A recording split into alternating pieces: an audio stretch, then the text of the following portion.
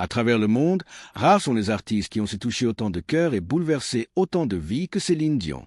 Plus qu'une simple voix cristalline capable de transcender les émotions les plus profondes, elle est devenue une véritable légende vivante, un visage familier et réconfortant qui a accompagné des générations entières dans leurs moments de joie éclatante comme dans leurs heures les plus sombres de peine et de deuil. Depuis ses ballades intemporelles qui font verser des larmes collectives jusqu'à ses performances scéniques d'une puissance inouïe, Céline Dion incarne l'essence même de la résilience humaine, transformant la musique en un baume universel pour l'âme.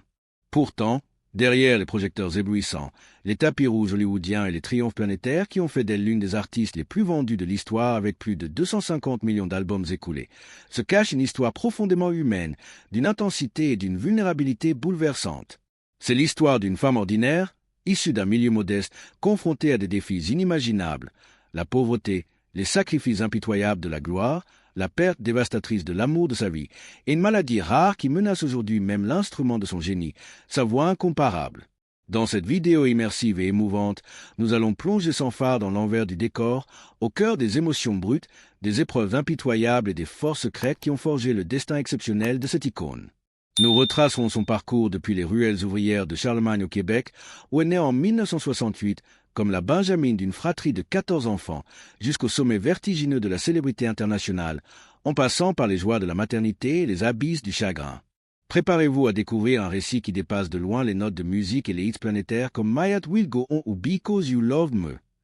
C'est une saga de courage inébranlable, de résilience face à l'adversité et d'un amour absolu qui défie le temps et la mort. Cette histoire ne vous laissera pas indifférent. Elle vous rappellera que derrière chaque légende se cache une femme de chair et de sang, capable de transformer ses blessures en inspiration éternelle. Installez-vous confortablement. Prenez un mouchoir si nécessaire et embarquons ensemble dans ce voyage poignant à travers la vie de Céline Dion. Vous ne verrez plus jamais ces chansons de la même façon. Les origines modestes, une enfance forgée dans l'amour et la pauvreté. L'histoire de Céline Dion commence bien loin des stades bondés et des Grammy Awards, dans les confins humbles d'une petite ville ouvrière du Québec, Charlemagne, située à une trentaine de kilomètres à l'est de Montréal.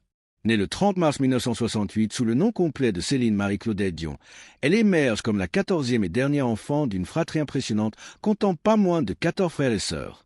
Cette naissance dans une famille aussi nombreuse définit immédiatement le cadre d'une existence marquée par le partage, la solidarité et une certaine précarité matérielle, mais aussi par une chaleur affective débordante qui deviendra le socle indéfectible de sa personnalité. Ses parents, Adhémar Dion, un boucher de profession qui trime dur pour subvenir aux besoins du foyer, et Thérèse Tanguay, une mère au foyer dévouée qui gère avec une infinie patience ce petit monde bruyant, incarnent l'archétype de la famille québécoise des années 1960, modeste, unie et profondément ancrée dans les traditions francophones d'une province encore marquée par la Révolution, tranquille qui bouleverse les structures sociales et religieuses du Québec à cette époque. La maison des Dion, une modeste demeure nichée dans un quartier ouvrier où les cheminées des usines crachent leur fumée grise sur l'horizon, est un véritable microcosme de vie collective. Avec 14 enfants âgés de quelques mois à l'adolescence, l'espace est compté, et chaque recoin est optimisé pour accueillir cette tribu joyeuse et chaotique. On dort souvent à plusieurs par chambre. Les plus grands sur des lits superposés bricolés maison, les plus petits dans des berceaux improvisés ou même dans des tiroirs recyclés. Une anecdote que Céline elle-même racontera plus tard avec un sourire nostalgique dans des interviews, soulignant comment ces arrangements forcés ont enseigné à la famille l'art de la débrouillardise. Les repas, simples et frugaux, des tourtes à la viande maison, des soupes épaisses préparées avec les restes du boucher, ou des ragoûts de patates et de carottes, sont des moments sacrés de convivialité autour d'une table en formica ébréchée. Malgré les fins de mois difficiles, où Adhémar doit parfois négocier avec les fournisseurs pour reporter une facture, et où Thérèse raccommode inlassablement les vêtements usés passés de frère en sœur, l'atmosphère est imprégnée d'une joie contagieuse. Céline se souviendra souvent de ces dîners où les rires fusent, où les disputes d'enfants se résolvent en câlins collectifs, et où la musique, omniprésente, sert de bande-son à cette existence précaire mais riche en tendresse. Cette pauvreté, loin d'être un fardeau écrasant, devient paradoxalement un terreau fertile pour les rêves. Dans le Québec post-Duplessis des années 1970, où l'égalité sociale émerge lentement mais où les familles ouvrières comme les Dion luttent encore contre la précarité, Céline apprend tôt que rien n'est acquis. Elle porte des robes rapiécées, des chaussures trop grandes héritées de ses aînés, et connaît les frustrations de ne pas pouvoir s'offrir un jouet neuf ou un sortie au cinéma. Pourtant, ces privations forgent en elle un caractère d'acier, une discipline rigoureuse, une gratitude infinie pour les petites joies et une ambition farouche de briser le cycle. On n'avait pas grand-chose, mais on avait tout l'un pour l'autre, confiera-t-elle des années plus tard dans son autobiographie Pour te souvenir 2005, un livre où elle dépeint avec tendresse ses années formatrices. Cette humilité originelle, cette absence de prétention, deviendra la marque de fabrique de sa persona publique. Une star mondiale qui reste accessible, qui remercie ses fans avec une sincérité désarmante et qui n'oublie jamais d'où elle vient. C'est dans ce cocon familial surpeuplé que la musique s'impose comme un refuge salvateur, une lueur d'espoir. Adema, avec son accordéon usé aux touches jaunies par les ans, anime les veillées du dimanche, jouant des airs traditionnels québécois comme à la Clairefontaine ou des valses folkloriques qui font danser toute la maisonnée. Thérèse, dotée d'une voix douce et mélodieuse, chante des berceuses françaises héritées de sa propre enfance, et ensemble, ils instillent chez leurs enfants un amour viscéral pour la chanson. La famille forme même un petit groupe informel, les Dionne, un clin d'œil ludique au nom de famille qui se produit dans les bars et cabarets locaux de la région de Lanaudière pour arrondir les fins de mois. Ces soirées, où les enfants se relaient sur une petite scène improvisée devant une clientèle d'ouvriers fatigués mais bienveillants, sont des moments de communion magique.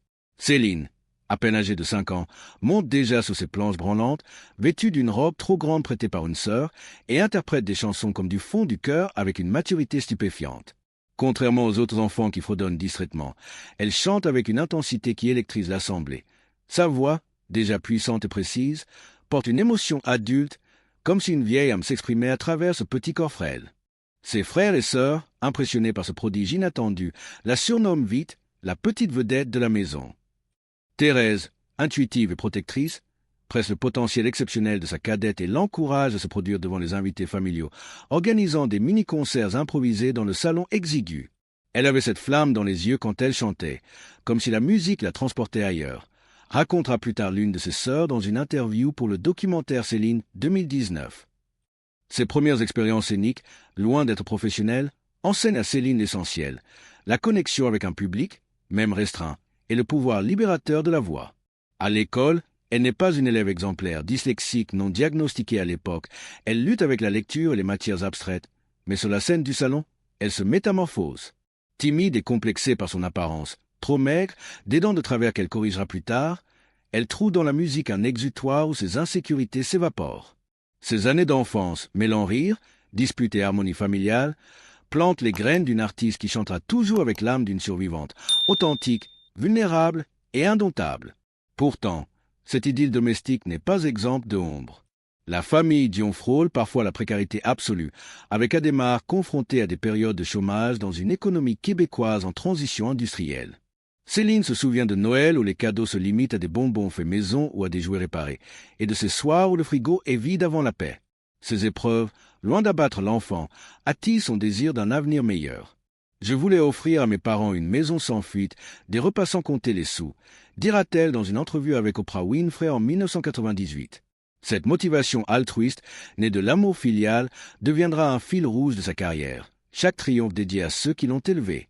Ainsi, l'enfance de Céline Dion n'est pas seulement un prologue biographique, c'est la matrice de son génie.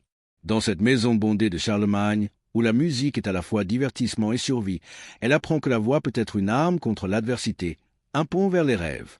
Ses racines modestes, ancrées dans la terre fertile du Québec francophone, expliqueront plus tard pourquoi sa musique, si universelle, porte toujours une touche d'authenticité taxe en rafter, loin des artifices de la pop lisse. C'est ici, au milieu des cris joyeux et des notes d'accordéon, que naît non seulement une chanteuse, mais une femme dont la résilience illuminera le monde. La découverte du talent des premiers pas scéniques aux premiers triomphes locaux. À l'aube de l'adolescence, le talent latent de Céline Dion commence à éclore comme une fleur rare au milieu des contraintes quotidiennes de sa vie familiale. À 12 ans seulement, en 1980, un moment pivot s'impose, la composition, en collaboration avec sa mère Thérèse et son frère aîné Jacques, d'une chanson modeste mais poignante intitulée « Ce n'était qu'un rêve ». Enregistrée sur une cassette rudimentaire dans un studio de fortune à Montréal, un magnétophone domestique et un micro emprunté, cette démo capture l'essence brute de la jeune Céline. Une voix pure, émouvante, qui transmet une mélancolie rêveuse sur les aspirations d'une enfance pauvre. Les paroles, simples et sincères, évoquent un amour idéal et un désir d'évasion, thèmes qui résonneront toute sa carrière. Son frère Michel, ambitieux protecteur, décide d'envoyer cette cassette à René Angélil, un producteur québécois aguerri, alors âgé de 38 ans et connu pour avoir lancé des artistes comme René Simard dans les années 1970. Angélil, En quête de nouveaux talents pour relancer sa carrière en perte de vitesse, écoute la bande dans son bureau encombré de vinyles et de contrats froissés. La légende, souvent racontée par Céline elle-même dans des interviews, veut qu'il soit submergé d'émotions. Des larmes coulent sur ses joues alors que la voix de cet enfant inconnu emplit la pièce, touchant une corde sensible en lui, celle d'un rêveur usé par l'industrie. Bouleversé, René contacte immédiatement la famille Dion. Il se rend à Charlemagne pour rencontrer ses prodiges, et ce qu'il découvre dépasse ses espérances. Une gamine timide, aux cheveux bruns en bataille et au regard fuyant, mais dotée d'une puissance vocale qui défie l'âge. J'ai su dès les premières notes que c'était une étoile, confiera-t-il plus tard dans une biographie autorisée. Sans hésiter, il hypothèque sa propre maison, un risque financier colossal à l'époque, avec des taux d'intérêt élevés au Québec post-récession des années 1980 pour financer l'enregistrement de son premier album, La Voix du Bon Dieu, 1981. À seulement 12 ans, Céline entre en studio, un monde inconnu et intimidant pour cette petite fille habituée aux cabarets enfumés de province. Les sessions, supervisées par Angélil avec une rigueur paternelle, durent des semaines. Elle apprend à contrôler sa respiration, à moduler ses vibratos et à infuser chaque syllabe d'une émotion authentique. L'album, sorti chez une petite maison de disques québécoise, se vend modestement au départ, environ 10 000 exemplaires, mais grimpe rapidement dans les charts locaux grâce à des singles comme le titre éponyme, une reprise pieuse qui touche le public catholique traditionnaliste du Québec. Ce premier opus marque le début d'une ascension fulgurante sur la scène francophone. Céline, toujours scolarisée mais déjà une mini-célébrité locale, enchaîne les apparitions télévisées sur des émissions comme Star Academy ou les découvertes de Jean-Pierre Ferland, où sa présence scénique, malgré sa gêne évidente, captive. À 13 ans, elle remporte son premier Félix Award, l'équivalent québécois des Grammy, pour la découverte de l'année, un honneur qui valide son talent aux yeux de sa famille ébahie. Mais ses débuts ne sont pas sans heurts. Adolescente, Céline lutte avec son image. Des appareils dentaires imposés par un orthodontiste, une silhouette filiforme qui la complexe et une timidité maladive qui la fait rougir sous les projecteurs. Je me sentais comme un vilain petit canard, avouera-t-elle donc pour te souvenir. René, en mentor bienveillant, l'encadre avec soin. Il l'emmène en tournée provinciale, gère les contrats mineurs et lui enseigne les rudiments du métier de la gestion des fans hystériques aux négociations avec les radios. Leur relation, à ce stade purement professionnel, se teinte déjà d'une complicité profonde. Il devient le père de substitution qu'Adhémar, affaibli par un début de maladie cardiaque, ne peut plus être. Les années 1980 voient Céline consolider son statut de star québécoise. Des albums comme Tellement j'ai d'amour, 1982, et Les chemins de ma maison, 1983, enchaînent les hits avec des ballades romantiques qui résonnent dans les cœurs des francophones d'Amérique du Nord. Elle participe à des festivals locaux, comme le Festival de la chanson de Granby, où elle avait auditionné enfant et commence à attirer l'attention internationale. En 1982, à 14 ans, elle remporte le Yamaha World Popular Song Festival à Tokyo avec Tellement j'ai d'amour, un triomphe qui lui ouvre les portes de l'Asie et lui vaut une invitation au Japon, pays qui deviendra un bastion de fans fidèles. Ses voyages, exotiques pour une gamine de Charlemagne, élargissent son horizon. Elle découvre la discipline japonaise des répétitions, les foules compactes et le poids de l'attente publique. Pourtant, l'adolescence n'est pas tendre. À l'école, elle est moquée pour ses absences dues aux tournées. À la maison, elle jongle entre les devoirs et les enregistrements nocturnes. Sa voix, en pleine mue, oscille entre fragilité et puissance, mais René la guide avec patience, organisant des cours de chant avec des professeurs renommés. C'est aussi l'époque où les premiers signes d'ambition globale émergent. Encouragée par Angélil, Céline apprend l'anglais, une barrière linguistique majeure pour une artiste francophone, et commence à rêver d'un crossover vers le marché américain, dominé par la pop anglo-saxonne de Madonna et Whitney Houston. Mais les débuts restent ancrés dans ses racines. En 1984, elle chante pour le pape Jean-Paul II lors de sa visite au Québec, un moment spirituel qui renforce son image de voix du bon Dieu. Ses triomphes locaux, bien que modestes comparés à sa gloire future, forcent son éthique de travail. Des répétitions interminables, un régime vocal strict et une gratitude éternelle envers René, qui sacrifie sa stabilité pour elle. Des anecdotes familiales, comme celle où Thérèse pleure de fierté en voyant sa fille sur la une des journaux québécois, illustrent ce soutien indéfectible. Ainsi, ces années de formation ne sont pas seulement des pas de danse hésitants vers la célébrité, elles sont l'apprentissage d'une jeune fille qui transforme sa vulnérabilité en force.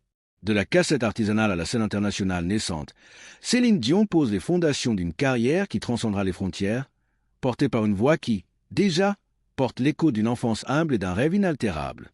L'ascension en Europe de l'Eurovision au premier succès anglophone. Au milieu des années 1980, alors que Céline Dion domine déjà les ondes québécoises avec une série d'albums certifiés or et platine au Canada francophone, René Angélil, visionnaire impénitent, décide de propulser sa protégée sur la scène européenne. Le marché francophone de France, avec son amour pour la chanson à texte et ses variétés émotionnelles, représente un tremplin idéal pour une voix comme la sienne, capable de rivaliser avec les Édith Piaf modernes ou les Mireille Mathieu. En 1987, à 19 ans, Céline s'installe temporairement à Paris pour promouvoir Incognito, 1987, un album produit avec des arrangeurs français qui polissent son style vers une pop plus sophistiquée. Les critiques sont mitigées au départ, certains reprochent à cette Canadienne un accent québécois trop marqué, mais son charisme naturel et sa puissance vocale conquièrent vite le public. Elle enchaîne les passages télévisés sur Champs-Élysées avec Michel Drucker ou Thé ou Café, où sa timidité touchante contraste avec l'explosion émotionnelle de ses interprétations. Haït comme Délire-moi devient un tube estival. Et pour la première fois, Céline goûte à l'ivresse d'une femme basse transatlantique, avec des lettres d'admirateurs affluents par sacs entiers. Le tournant décisif arrive en 1988. René soumet sa candidature au concours Eurovision de la chanson, représentant la Suisse un choix stratégique. Car le Québec n'a pas de participation directe et la Suisse offre une neutralité linguistique. Avec la chanson Ne partez pas sans moi, composée par des plumes helvétiques, Céline, âgée de 20 ans, monte sur la scène de Dublin. Vêtue d'une robe blanche fluide symbolisant l'innocence et la pureté, elle livre une performance inoubliable. Sa voix s'élève comme un cri du cœur, transmettant une vulnérabilité amoureuse qui émeut l'Europe entière.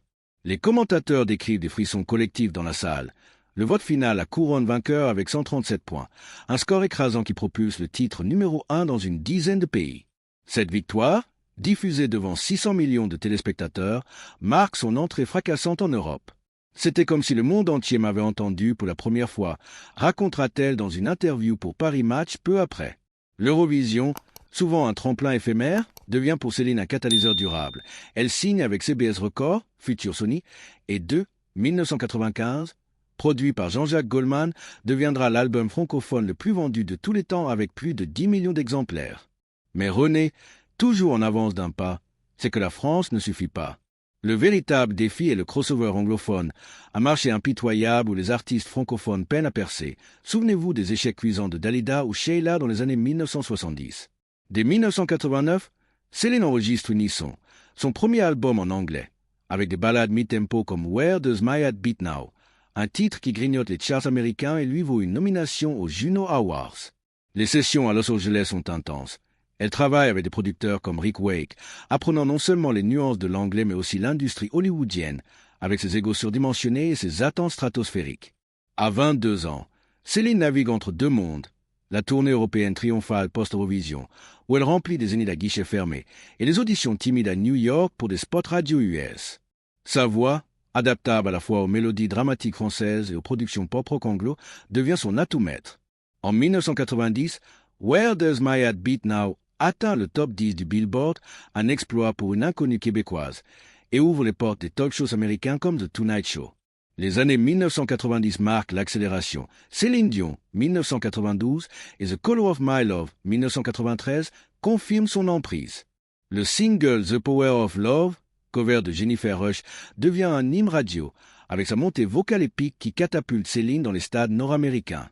René orchestre tout avec maestria.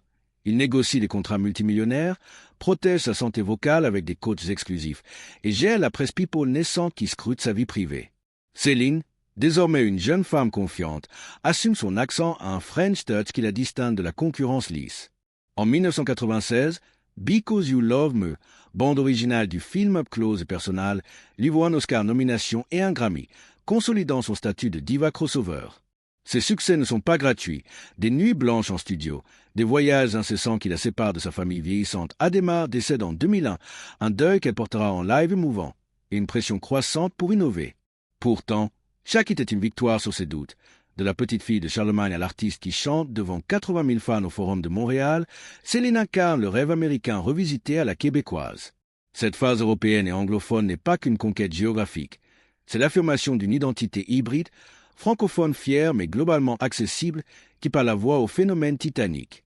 À l'approche de ses 57 ans en 2025, Céline Dion se dresse comme une figure tragique et triomphante, une légende dont l'héritage transcende la musique pour toucher l'essence humaine. De Charlemagne à Vegas, Son parcours, pauvreté surmontée, gloire conquise, amour perdu, maladie affrontée, est une leçon de courage. 250 millions d'albums, Oscar, mais surtout un cœur indomptable. Ses enfants, son public et l'ombre de René Laporte. Reviendra-t-elle chanter? L'avenir dira, mais sa voix résonne déjà éternellement. Abonnez-vous, commentez votre chanson préférée et restez pour plus d'histoires inspirantes. Merci et à bientôt.